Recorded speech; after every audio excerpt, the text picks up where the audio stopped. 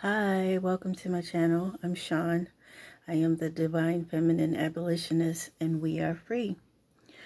I wanted to come and finish up my 42 laws of Ma'at that I've been sharing with you guys that I recite twice a day, in the morning and in the evening. So 32 through 42 are: I honor property lines and laws. I honor every soul's physical temple. I am trustworthy. I am an earth angel to all children. I am regal in demeanor. I judge righteously. I am an advocate for divine justice and truth. I honor my soul's eternal faith. I honor the property of the gods. I hold sacred objects consecrated to the divine. You know, I think that sometimes people would struggle with in spirituality because they're people who are like true traditionalists of a particular system or faith or whatever. But I really feel like the divine is doing a new thing of how we honor the divine, how we show up, not in a systematic way where everybody is doing the same thing, that we're showing out our faith in the way that our soul speaks to it. That's really what Hoodoo was. It was the Africans coming and trying to use what they had to connect with divinity in the most horrific environments, consciousness. You know, here they are, these beautiful, extraordinary human beings who are considered somebody else's property, somebody else, and treated worse than some of them treated their animals. And even in that, they didn't disconnect from their source, and they found a way to practice a science of belief and faith. And that's what alchemy is. Alchemy is taking something in one particular form and manifesting it and working with it, or, you know, using its energy to manifest a different result, a different result that has a higher quality or a stronger quality, or, you know, a desired result. That's what alchemy is. And the ancient Egyptians, you know, of course, they were not the first people to alchemize, because any energy on the planet was, you couldn't help but alchemize, because the the planet Earth is alchemy itself. Nature, Mother Earth is alchemy itself. But the reason I'm talking about alchemy is because for me, when the 42 laws of Ma'at came into my consciousness, there was an incredible alchemy of my heart. I've always been an open-hearted person. I've always been, you know, open-minded and all of that thing. But something happened. I had a transformation of heart and consciousness, of just opening up and understanding that my purpose was much greater than myself. So that's why I want to share with anybody, because I feel like anybody who comes into this, and it if it you know, if it synthesizes with your brain and it starts to penetrate some of the information that you've been given while you've been on the planet, and it gets past that, and it gets to a place that it registers to you on a soul, sacral, primal level, I feel like Ma'at has reached you. And that's what happened to me. So that's why I wanted to share it. And I don't think that you have to disconnect just because you learn some other new stuff, like learning ancient Egyptian practices and ways of faith is not, to me, it's not separate from Hoodoo. It's not separate from African spirituality. It's not separate from honoring the ancestors and the Orishas. It's all inclusive. And I told you guys yesterday in the video, the last video that I did, about the spread that I just pulled after the energy of the full moon. When it starts to wane, I go into a spread that will get me through until, you know, until it goes into a new moon, and work with that energy from that. And I'm using the Hoodoo. Ouch, I burnt myself with my incense, sorry. The Hoodoo Tarot. And I showed you guys yesterday what the spread was, but I'm going to go card by card per video. And in the traditional tarot, let me see if I can spread that open. Okay. In the, oh, I can turn the light on too. There you go. In the traditional tarot, it starts at 0, and 0 is the Fool. And in this particular deck, she calls the 0 card the Free Man. So whenever you have a card, the card before it and the card after it also contain energy. So in this Black Hermit card, which is essentially the magician, and I told you that Black Hermit was an actual magician, African American magician, and you can look it up, or better yet, you can go out and get yourself the Hoodoo Tarot and you can read the book that she offers.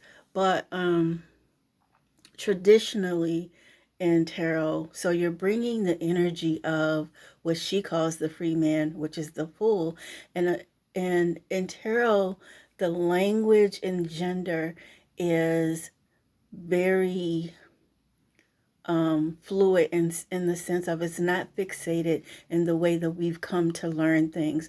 Like a lot of times people consider fool as somebody who is unwise, or, you know, like a lot of times in certain communities, it's like, don't ever call somebody a fool. That's a bad thing, superstition or something like that. I know I got that a lot when I was growing up.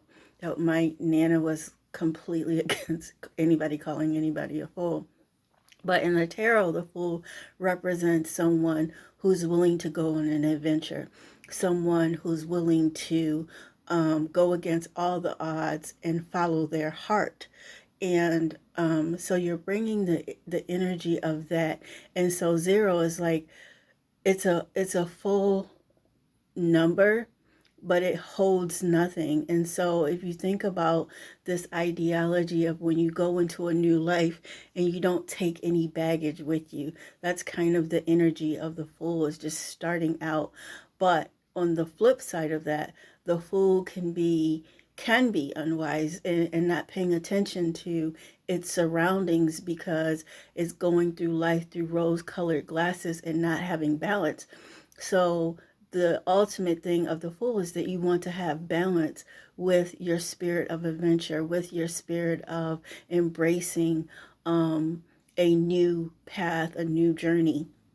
So you bring that energy into this, the number 1, which is a whole number. So if you add 1 plus 0, you know, depending on, you know, you're still going to get 1, but you have a fullness of a 1. So you bring that energy of the Fool into this card, into the Black Hermit, into the Magician. And the Magician is the manifestation of the Alchemist in terms of the tarot. This is alchemy. It starts off, so you go from being a fool to a magician. That's a lot of energy space that you go into coming into this. And what it's saying is you're willing to take something that doesn't even appear. Here we go with this faith is now. Faith is now the evidence of things not seen, and then you manifest it. The magician is the, you know, the epitome of the manifester. But it requires, one, the study of the trade. Like if you've ever seen a real magic show, that doesn't just happen by happenstance. Like they study the trade. They study and they become skilled and they become masterful at it. A lot of people come into manifestation. Um, a lot of times it's very easy to manifest when you first begin. Like some of the easiest ways of manifesting is just writing things down. That is one of the most incredible alchemy tools that exist on the planet, is the ability to write things down. So it goes to reason that when this country was founding itself and abusing the people that it kidnapped to have free labor, that they took from them the ability to read and write, because writing is one of the most amazing tools of manifestation. And of course, the whole intention was these people were not intended or expected to manifest. But the thing is, when you take a magical people from a magical land, you're not going to get, you're not going to get anything other than manifestation. And the fact is, you didn't take any old people, and almost all the other people that you tried to enslave in free labor didn't work out, because you knew that you had to get a particular labor force to create this new world that you wanted to do, and it had to be these people. So anyway, and I'm saying all this to say that in the energy of the land that you're in, the history of it, you can draw from that energy. You can draw from history. You can draw from your own personal history. It doesn't matter which culture you come from, which race you come from, but knowing your history helps, because it helps you to be able to manifest if you know what you came from. If you know that you came from people who manifested like Oklahoma, Black Wall Street. I mean, it was such a powerful manifestation from people who were coming from Jim Crow, who were coming from slavery, who were coming from people who had been kidnapped, held captive in the bottoms of slave ships. Like these people created Black Wall Street, and it was so powerful that the adversaries had to burn it down, had to put fire to it, because they were so afraid of that power. And so what I'm saying about alchemy is that alchemy is in each one of us, the ability to manifest a desired result. And I feel like so many of us have not transformed our lives to a degree, because we're so busy focusing on what somebody else is doing, what some other culture has, what some other people, groups of people have. That's none of our business. That's none of our business. And if we could just tune into ourselves and cut off culture consciousness, cut off this ideology that we need permission for anybody else to excel or to be who we are. You don't need permission. We don't need anybody's permission to be who you are. We don't need anybody to be okay with it. As long as you're not doing any harm, do as you will. But I feel like we get caught up into the energy of trying to convince people that we are worth being treated well, that we are worth a living wage, that we are worth health care, that we are worth safety, that we are worth our bodies belonging to ourselves, that we are worth living and navigating on the planet the way that we want to. We don't have to convince anybody of that. The fact that we are here is evidence enough. If God made us, then who else do you need? If God is for you, then who is against you? And then a lot of people have this, well, if God was for us, what, I don't have the answers for all of that. I know that some stuff we are dealing with that doesn't make sense, or that seems horrific, or that we have come out of a history of certain things. All I know that everything works together for our good. And if we start to focus on that, we can start to create the reality that we want to see, as opposed to always focusing on somebody else's reality that's been projected onto us, that's held us hostage. You don't have to stay hostage. This is what magic is. Magic is not staying hostage in somebody else's reality or projection of who we are, or what you have, or what you can do. And the opposite side of this card is that when you use your innate gifts to cause harm. And that's when I say innate gifts, like, you don't even have to be a person who works with energy, because energy just is. If you are a person who has negative thoughts, if you are a person who is always scheming and scamming, if you are a person who you're always in the back scenes, like doing negative things, doing things that cause harm to people, whether it causes harm emotionally, whether it causes harm financially, whether it causes harm physically. If that is all you are ever about, then you are using your magic for ill, and that's what you get back. No matter what you see in your life or how you see it, if you tell the truth about it, everything that's going on in my life is a result of the way I think. Like, there are people who cannot wake up without a complaint in their mind. Like, they have absolutely no peace. The only way that they feel is if they are inflicting some kind of pain or harm or negative thing to somebody else. Like, there was this woman who was doing readings, and she was talking about this secret society that was illegally monitoring people through cameras and through smart like, we have this beautiful gift of technology that, yeah, people abuse technology, people abuse other people on the planet with technology.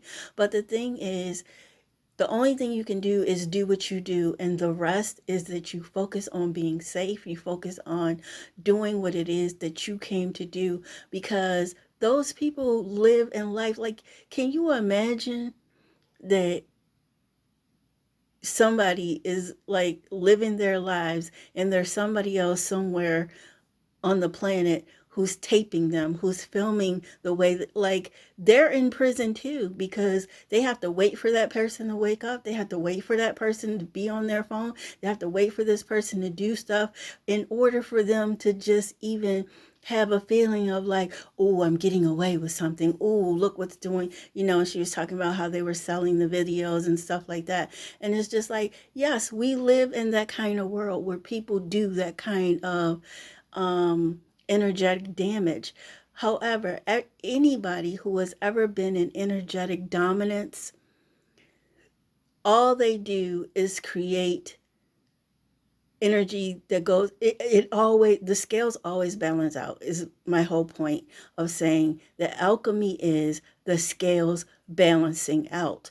But the thing is, you can't focus on how they're going to get theirs. And I'm not saying that if somebody is committing a crime against you that you don't go through the process or whatever, but getting caught up and getting so frustrated that you can't live your life is a prison in itself. And it's like, these people are already, in spiritual prison. Like, they don't have any peace. They don't have any solace. It's like their whole space and energy is, one, trying to work in a way that they don't get caught, because they don't want to go to federal prison because it's a federal crime, or things like that, or jail, or if it's a local crime or whatever. But people who are doing crime against other people, and like maybe the people don't know, all they do is spend their life trying not to get caught. That's a hell of a way to live your life. There's no peace in that. So the magician is alchemist, is an alchemy, and you can use your alchemy in the positive way, or you can use it in a negative way. However you use your gift of alchemy, it's going to come back. Period. It just is. If you're using your gift of alchemy for good, when I turned 45 years old, and I'm 54 now, I decided I'm not going to do any harm to people. I'm going to try to travel the earth and do as much good as I can. And I'm not going to be afraid to be kind. I'm not going to be afraid to be loving. I'm not going to be afraid to be good, because I was before that, because people were always taking advantage and people were always violating me in some kind of way. And even though I made that decision, it didn't stop people from hurting me. It didn't stop, but it stopped me from reacting to them in such a way that I would stay in long term bondages. Like, it would be, when you work on yourself spiritually, like, it doesn't mean that you don't suffer. You do. It's just the response that you have to the suffering is so different, because you know that even in this thing is a gift, because everything everything blesses you. And it's just like amazing how you can go through the suffering, some of the most horrible things, and get to it to the other side. Like, I was watching on this woman, she had lost both of her legs, and she just is the most, her last name is Green. I think her name is Keisha Green.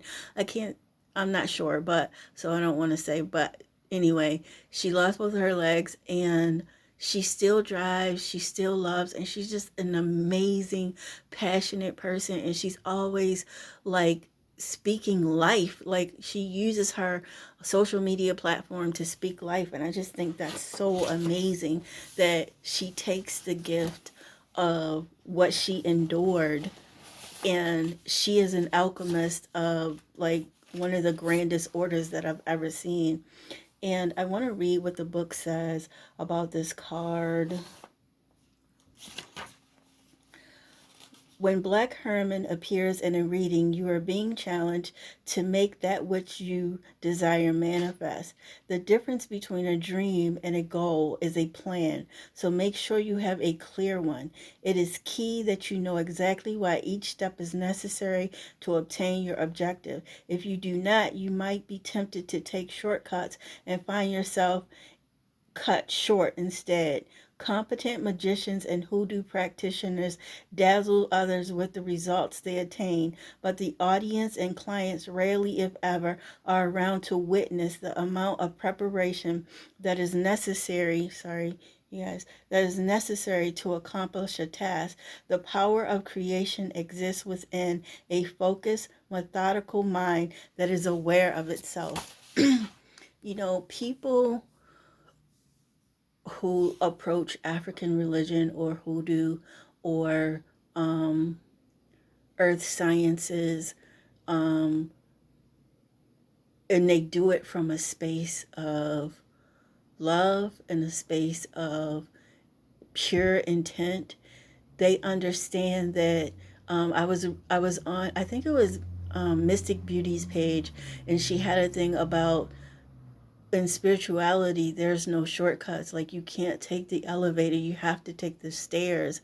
And that's what it is. It's like every journey is this, experience of opening up to the divine and learning something. So anyway, I said all that to say, I'm gonna add in the comments a link to a video I watched today of a woman.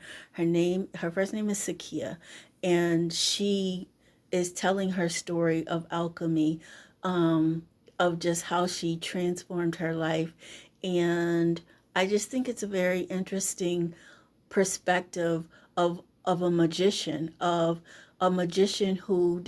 made a decision to think certain thoughts, and those thoughts manifested an experience for her that she intended to have. I'm not going to give too much of it away, because I want you to watch for yourself and think for yourself and what you think, because I find the stories of women who have overcome odds, or are who society may look at as unworthy, and who who decide to overcome anyway, who decide to manifest their desired future anyway. Like, that's stuff that's sexy to me. That's stuff that inspires me, because there's so many times in my life I just got stuck. I got stuck. And it takes so much work to get unstuck. And it just, I try to surround myself with stories and energies of people who did the work of getting unstuck. That's the power of the magician, and that's the power of alchemy. So I wish you much grace, much peace, and many blessings.